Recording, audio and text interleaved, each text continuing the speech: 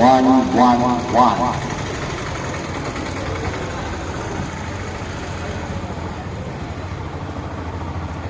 Yesu Kristo ni Bwana wa mabwana. 1. Yesu Kristo ndio mfalme wa milele. 1.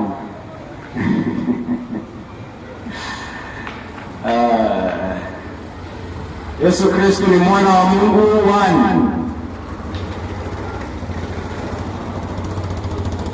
1. Asifiwe mwana wa Mungu. Na wasalimu usiku ya leo kutoka kanisa la Pendo Huru Reformed na kutoka kwa wafuasi wote wa Yesu Kristo ulimwenguni ambao ni tamaa yao kwamba mpate kumjua Mungu wa kweli na mwana wake Yesu Kristo, na kupitia hivyo mpate kuokolewa nafsi zenu na roho zenu. Asoma kutoka kitabu cha Yohana mlango ni wa kwanza, mstari wa kwanza hadi wa 3 na wa 14. Hapo mwanzo alikuwako neno, huyo neno alikuwa pamoja na Mungu, naye neno alikuwa Mungu. Tangu mwanzo huyo neno alikuwa pamoja na Mungu. Vitu vyote viliumbwa kwa yeye, wala pasipo yeye hakuna chochote kilichoumbwa ambacho kimeumbwa. Neno alifanyika mwili akakaa miongoni mwetu, nasi tukauona utukufu wake, utukufu kama wa mwana pekee atokaye kwa Baba, amejaa neema na kweli. Injili hii imeandikwa na wafuasi wa Yesu Kristo. Jina lake ni Yohana. Yohana anajulikana kama yule mfuasi ambaye Yesu Kristo alikuwa anampenda zaidi ya wote, na Yohana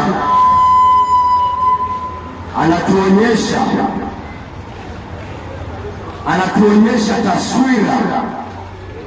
taswira deep sana kuhusu Yesu Kristo. Kuna jicho ambalo anaandika katika hili Injili ya Yohana ambayo haipatikani katika injili nyingine, na ni hii kwamba Yohana anasisitiza uungu wa Yesu Kristo. Anasisitiza uungu wa Yesu Kristo. Nilikuwa ninajadiliana na ndugu yangu Muislamu, rafiki yangu fulani, akaanza kunieleza Biblia yenu ndio inasema Yesu Kristo si mwana wa Mungu, Biblia yenu ndio inasema Yesu Kristo ni mtume. Haya, mimi wanatembea na hiyo Biblia yangu, basi hebu nionyeshe. Akaanza kuzungumza. Wacha nikwambie, huyu jamaa anajua Biblia akilini mwake. Huyu jamaa ni kama anakaa chini akisoma hii Biblia, lakini si ati anaisoma ili kuelewa ujumbe wake, lakini anaisoma na anaijua.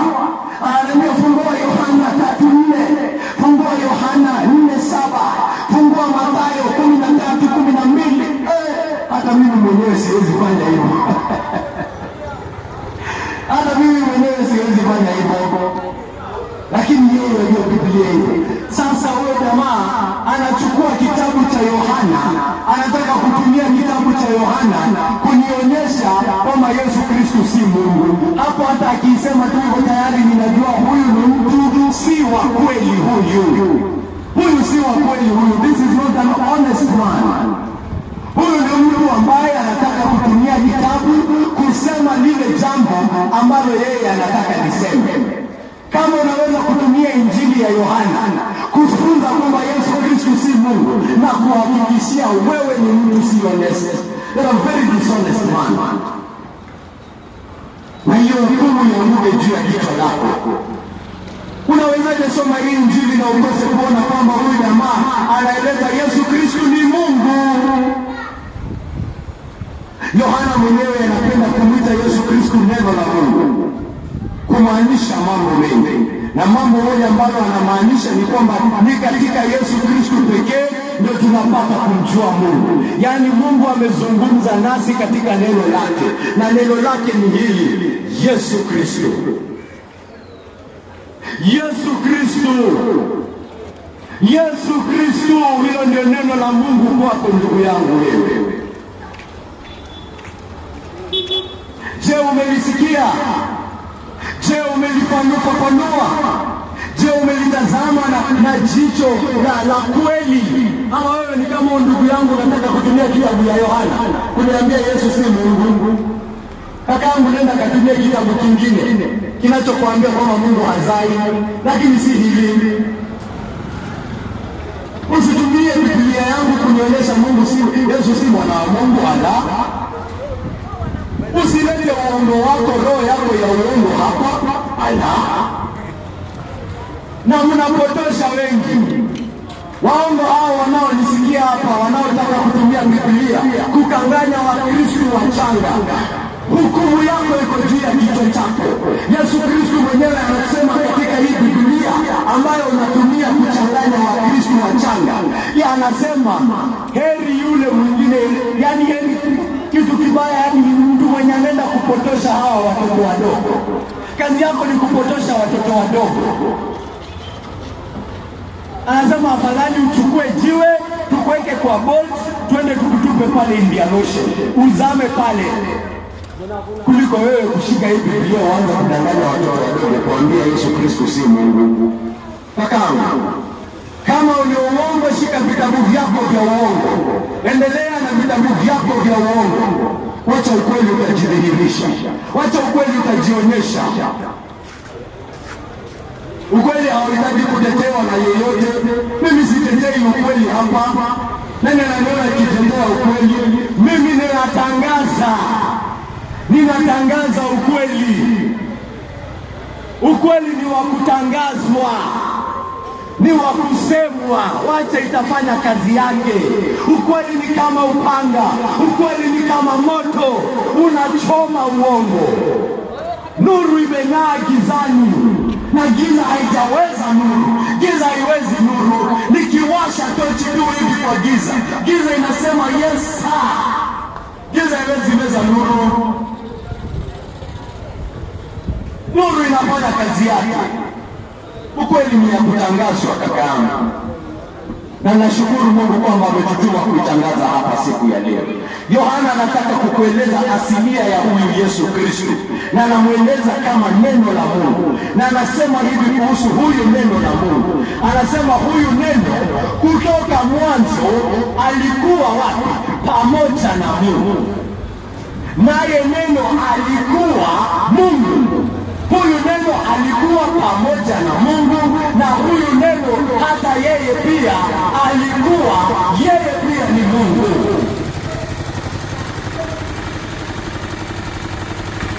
Tangu mwanzo huyo neno alikuwa pamoja na Mungu. Vitu vyote viliumbwa kwa yeye, wala pasipo yeye hakuna chochote kilichoumbwa ambacho kimeumbwa. Huyu Yesu Kristo hakuumbwa. Hakuna kitu chochote kilichoumbwa ambacho kiliumbwa pasipo yeye. Yeye ndiye muumbaji. Na kuhakikishia siku ya leo kaka yangu, huyu ambaye unamuita mtume ndiye ambaye alikuumba wewe, ndiye ambaye aliumba mama yako, ndiye ambaye aliumba baba yako, ndiye ambaye aliumba guga yako na shosho yako na babu ya babu yako.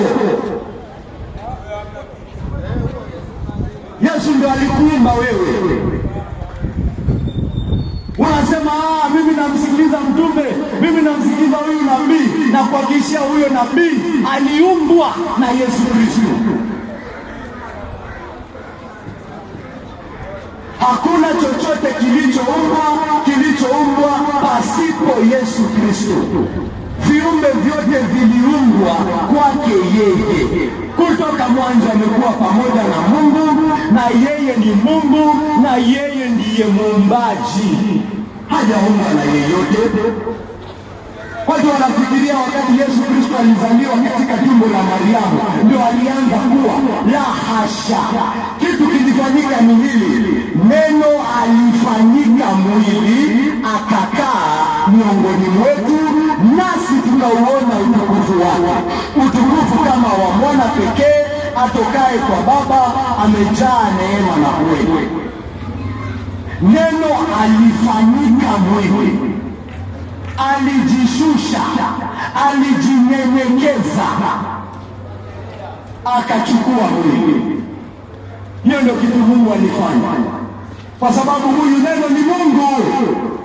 Neno alifanyika mwili, neno alichukua mwili, akazaliwa na bikira, na utukufu wake wa uungu wake ulionekana bayana. Wale waliokuwa na yeye, waliotembea na yeye, walisema utukufu wake tumeuona, ni utukufu wa mwana atokaye kwa Baba, amejaa neema na kweli. Na ni kutoka kwa utukufu wake ndio tunapata neema juu ya neema. Ni kutoka kwake na kwake yeye peke yake, kutoka ukamilifu wake ndio tunapata neema. Kama tuko na neema yoyote, iko katika huyu neno ambaye ni Mungu. Kama tuko na neema yoyote, iko katika huyu neno. Kama yeye si Mungu, hatuna neema yoyote. Na kuhakikishia leo, kama Yesu ni mtume pekee, basi kichukua kamba jinyonge, hakuna tumaini. Hakuna tumaini kwa hiyo. Na kuhakikishia siku ya leo, kama Yesu Kristo si Mungu, hauna tumaini lolote. Umeweka tumaini yako wapi wewe? Nini hii umeona iko na utukufu sana? Nini hii umeona inang'aa sana? Nini hii umeona inaweza kukuokoa? Hebu niambie, umeona nini hii inaweza kukuokoa? Umeona nini hii inang'aa katika utukufu wake? Nini hii? Njoo unieleze nikusikize.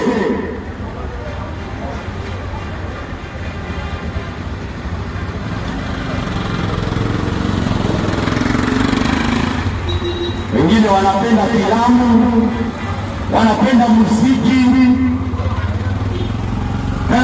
wanapenda drama za mapenzi. Anapenda drama sana, anapenda mambo ya mapenzi. Hiyo ndio namweka, anasema hata nifanye kazi, nikae jioni ni watch Netflix, nikae chini nipate pesa niende nijiburudishe. Hiyo ndio itaokoa ulimwengu. Imekufanyia nini wewe? Hiyo yenye unasema inakupea, unaona utukufu wake, unaona vile ambavyo inang'aa. Maisha yako ni kwa ajili ya ile pombe unaenda kununua. Maisha yako ni kwa ajili ya hizo raha zako ndogo ndogo. Zimekusaidia aje? Zimekugeuza ukue kivipi? Nieleze hapa siku ya leo. Unasema ninaona utukufu katika pesa, hela, mabiashara, magari makubwa. Imekufanyia nini katika kutazama hiyo mambo? Imekugeuza aje? Imekufanya uwe na utukufu kama wake, ama imekuozesha? Imekufanya uwe katili? Wengine wanasali mara 5, lakini bila ambavyo anaenda kupusi wafanyikazi wake. Mfanyikazi wake anamtreat ni kama ni mafu. Anasema mimi nitamwona Mungu, mimi niko na matendo mema. Matendo yake mema ni kuwatesa wafanyikazi wake. Kwa pale yafunga.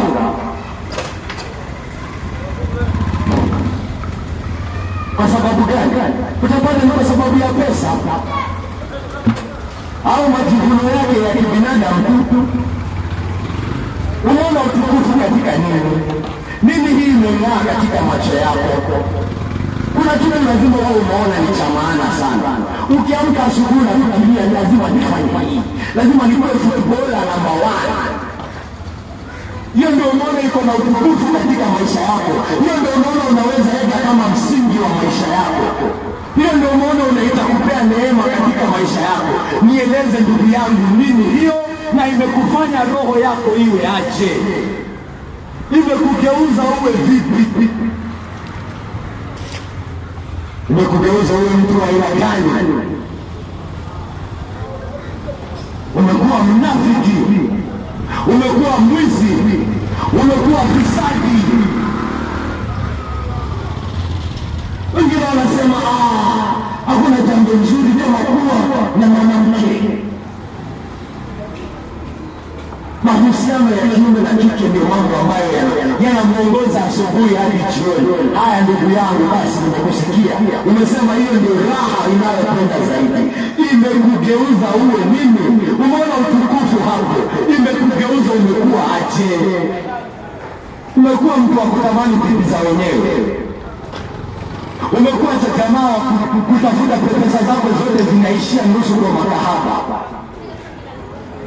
Pesa zako upeleki nyumbani, unazitumia katika wasichana wadogo wadogo. Imekuozesha ndugu yangu.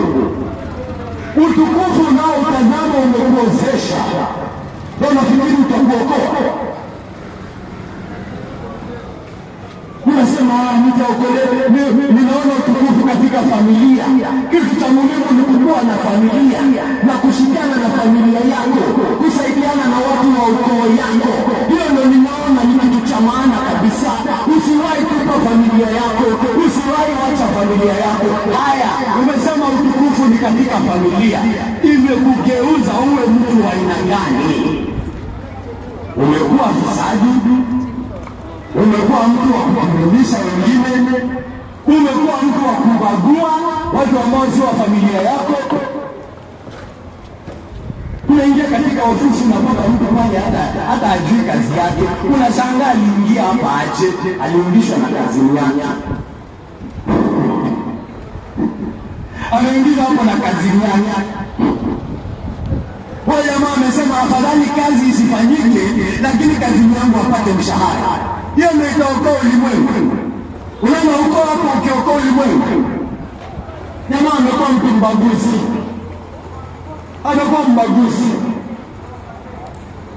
Nini hii unaona utukufu wake ndugu yangu? Nini hii?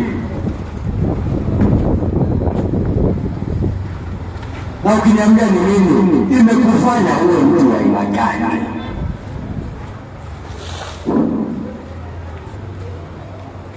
Mungu anahukumu roho. Roho ndio itakayoangaliwa hiyo siku.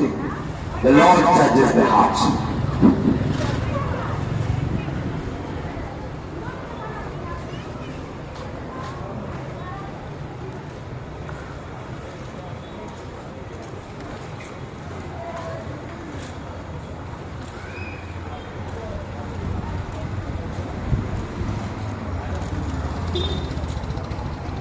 Yohana anakuambia sisi tumeona utukufu wa Yesu Kristo.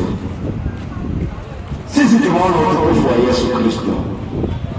Na ni utukufu ule wa mwana peke yake atokaye kwa Baba. Amejaa neema na kweli. Amejaa neema na kweli. Wale wa kupenda hadithi tamu, njoo uone Yesu Kristo. Njoo uangalie Yesu Kristo, niambie kama hakuna hadithi tamu pale. Hadithi ya Mungu aliyeshuka kutoka enzi lake, akachukua mwili akajinyenyekeza. Akajinyenyekeza hadi msalabani. Nenda kachambue huyo Yesu Kristo, niambie kwamba hakuna hadithi pale nzuri pale. Yule ambaye anapenda mambo ya mapenzi, na kuambia nenda kaangalie Yesu Kristo pale. Uniambie kama hujaona mapenzi pale, kama ambayo hayajawahi sikika ulimwenguni. Yule ambaye amekufa kwa ajili ya wenye dhambi, yule ambaye amekufa kwa ajili ya maadui zake. Jamaa anamkosea, jamaa anamtusi, na kuna ambao wamemtusi hapa siku ya leo, lakini bado anawaletea injili yake. Anakuambia wewe wenye matusi nimekufa kwa ajili yako. Wewe katili, wewe muovu, wewe mwizi, wewe fisadi, wewe kahaba, wewe hanithi, wewe ndio nimekufa kwa ajili yake. Wewe ndio ninamwaga damu yangu. Wewe ndio ninajitoa kama dhabihu. Wewe ndio ninakubali nikatwe. Wewe ndio ninakubali nishushwe. Wewe ndio ninakubali niaibishwe. Mapenzi ya aina gani hiyo? Hiyo imesimika wapi hiyo? Nani atakufa kwa ajili ya maadui zake? Nani ataona adui zake na kujitolea kwa ajili yao? Nani huyo? Nani huyo anatendea wema adui zake huyo? Nani huyo anaombea adui zake? Nani huyo anayebariki adui zake? Anabariki adui zake, anawabariki, anawatakia mema. Adui wake anamletea kikombe cha maji. Adui wake ako na kiu, Yesu Kristo anamletea kikombe cha maji, anamwambia njoo kunywa. Tuliza kiu chako wewe mwenye matusi wewe. Tuliza kiu chako wewe katili wewe. Njoo nikuponye. Yule ambaye anaona utukufu katika familia, nenda pale kaone vile ambavyo Yesu Kristo anachukua maadui, anawafanya kuwa ndugu zake. Anafanya maadui kuwa ndugu zake. Anafanya maadui hata akiambiwa mama, baba yako na mama yako wako pale nje wanakungojea, anasema mama yangu na ndugu zangu ni wale wanaosikia hili neno na kulitii, wale wanaoniamini ndio wamekuwa watoto wa Mungu. Umeona familia kama hiyo? Familia ya maadui wameunganishwa katika damu ya Yesu Kristo. Njoo hapa uone. Wale wakupenda drama, njoo muone utukufu wa mwana wa Mungu. Hata drama anaijua. Hata drama anaitambua. Walikuwa pale wanamsulubisha wakidhani wameshinda, kumbe katika kumuua wanatimiza mapango yake. Drama kubwa, drama kubwa. Katika kuua wafuasi wake, kumbe ni injili inasonga mbele.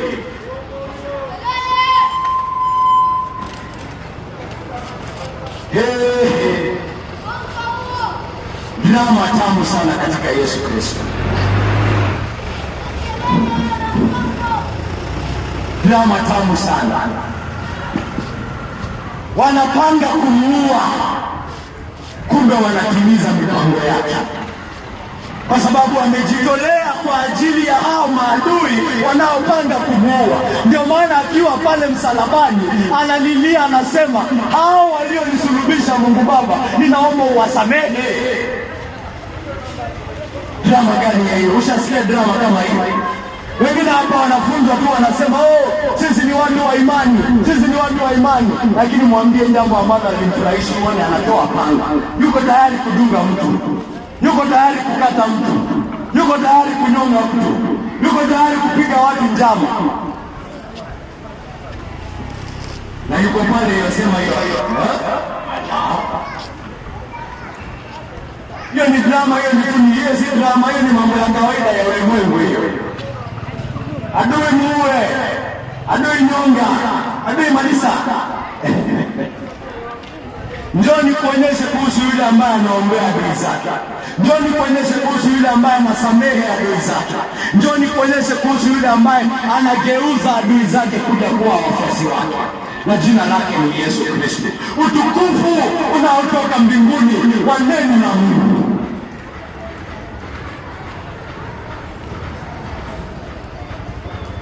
Wewe unayependezwa na magari na mapesa, nakwambia njoo hapa uone mali ya kweli inayopatikana peke yake katika Yesu Kristo. Njoo.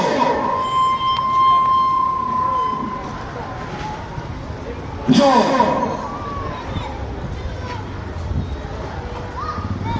Njoo uzaliwe upya katika tumaini la uzima. Njoo uone urithi uliotarishiwa na Baba. Kwani Mungu amemtoa mwana wake wa pekee ndiye amwache tu hivyo? Amekupatanisha na yeye bure tu? La hasha. Kupatanishwa na Mungu ndio mwanzo wa wokovu. It is the beginning of salvation.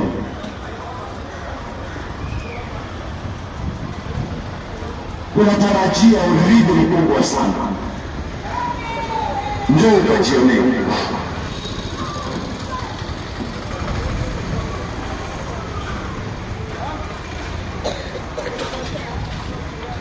Ndugu yangu mwingine yuko hapa, ana tatizo na shida za ulimwengu, Anatatizwa jinsi ambavyo ulimwengu utakuwa na amani.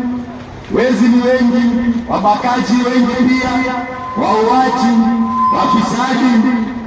Pengine hata yeye ni mmoja wao na yuko hapo yualia. Nasema wanaiba pesa, yeye alipe ushuru. Mnatatua uovu kwa uovu. Uovu kwa uovu kweli italeta wema kweli?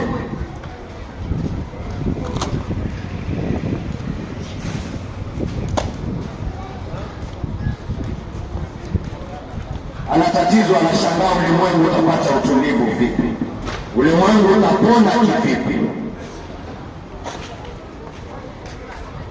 Na mimi namwambia njoo kwa Yesu Kristo kajionee. Njoo kwa Yesu Kristo kajionee. Uone mpango wa Mungu wa kuponyesha huu ulimwengu. Mimi nina uhakika huu ulimwengu utapona. Lakini waovu wote wakachomwa. Hiyo nina uhakika. Kwa sababu gani? Sababu ya Yesu Kristo. Nimeona utukufu wa mwana wa Mungu, na ndio ninatangaza utukufu wake hapa. Katika kufa, damu yake ina uwezo wa kusafisha huu ulimwengu wote. Damu ya mwana wa Mungu, damu ya neno la Mungu, damu ya Mungu. Damu ya Mungu ina uwezo wa kuosha ulimwengu. Damu ya Mungu ina uwezo wa kuokoa ulimwengu. Damu ya Mungu ina uwezo wa kuponya ulimwengu.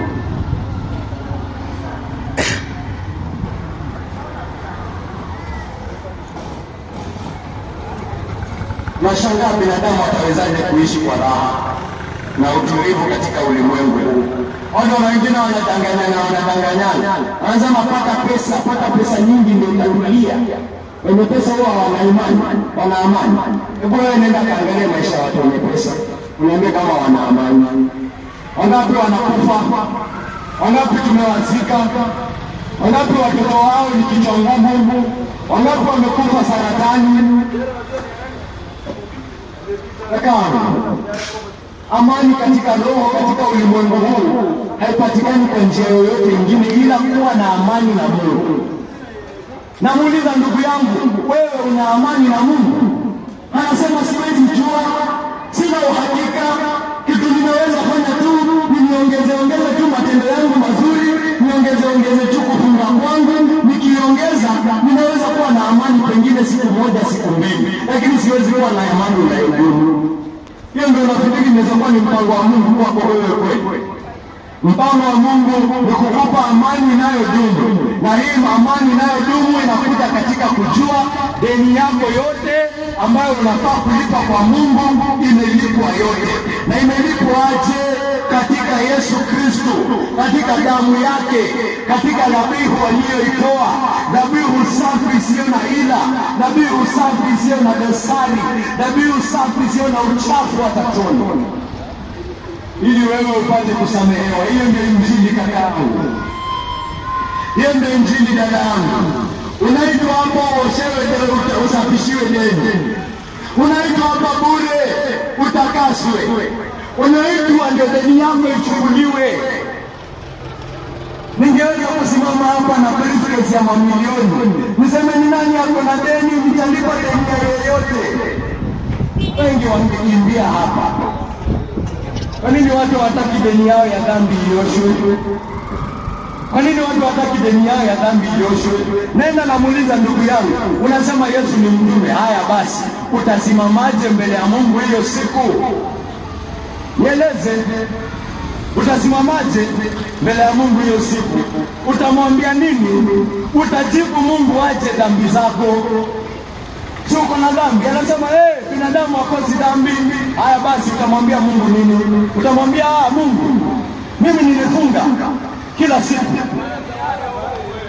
Mbona utaambia Mungu Mwenyezi? Nilikuwa mpangaji lakini nikafunga.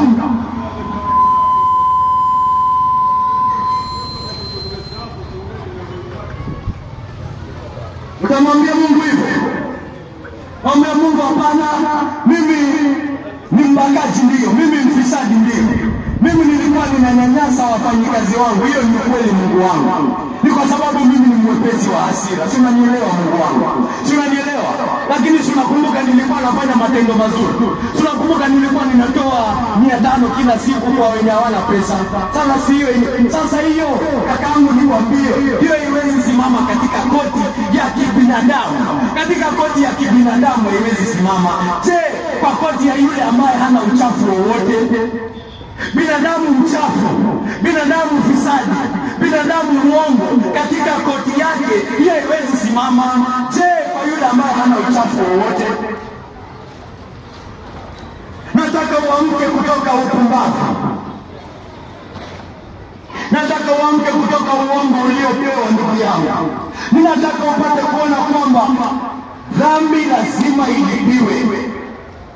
Dhambi lazima ilipiwe. Sheria ya Mungu inaitisha damu yako. Sheria ya Mungu inaitisha damu yako. Na kuna yule ambaye amesimama kati ya wewe na sheria ya Mungu.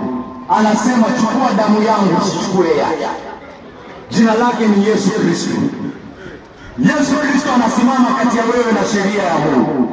Nenda mbele ya Mungu ukiulizwa, wewe si mfisadi, useme ndio Mungu wangu, lakini niko katika Yesu Kristo uliyemtoa. Wewe Mungu wangu ndiye ambaye umemtoa, na mimi Mungu wangu ninakubali kwamba hiyo dhabihu ni safi, hana ila yoyote, hana dosari yoyote.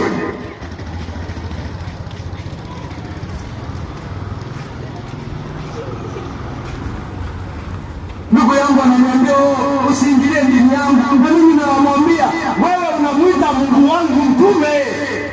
Unamuita Mungu wangu mtume. Mbona unaingilia dini yangu mimi?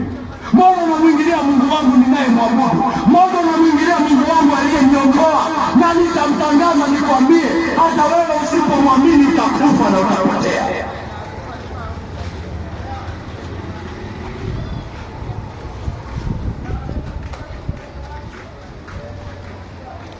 Unashangaa. Haya ni mambo ya uzima na kifo kakaangu. Haya ni mambo ya wewe kutumia akili yako kuchambua. Mungu amekupa uwezo wa kutambua ukweli. Mungu amekupa uwezo wa kuweza kutambua ukweli. Tumia uwezo wako ndugu yangu. Tumia uwezo wako. Tumia kipawa ulichopewa.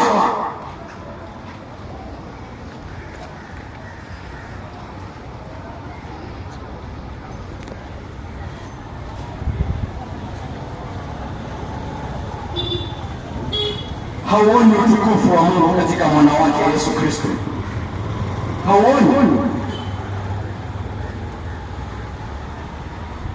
Hiyo ni ishara kwako Mungu wangu. Hiyo ni ishara kwako kwamba umepotea.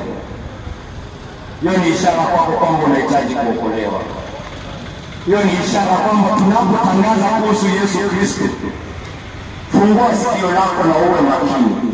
Usipuuze maneno ya huyu Yesu. Usipuuze maneno ya mwana wa Mungu. Usipuuze neno ya damu ambayo peke yake kwalo utapata kuokolewa.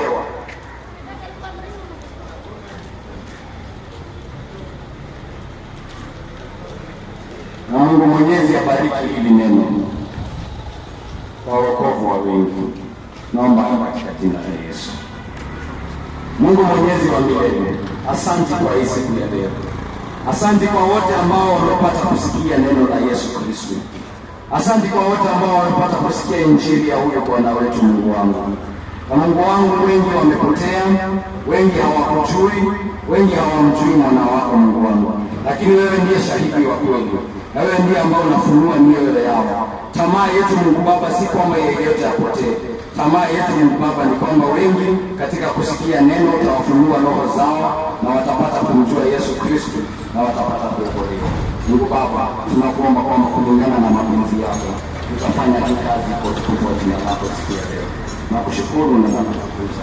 Naomba haya yote katika jina tukufu la Yesu Kristo aliye Bwana na mkombozi wetu. Amen.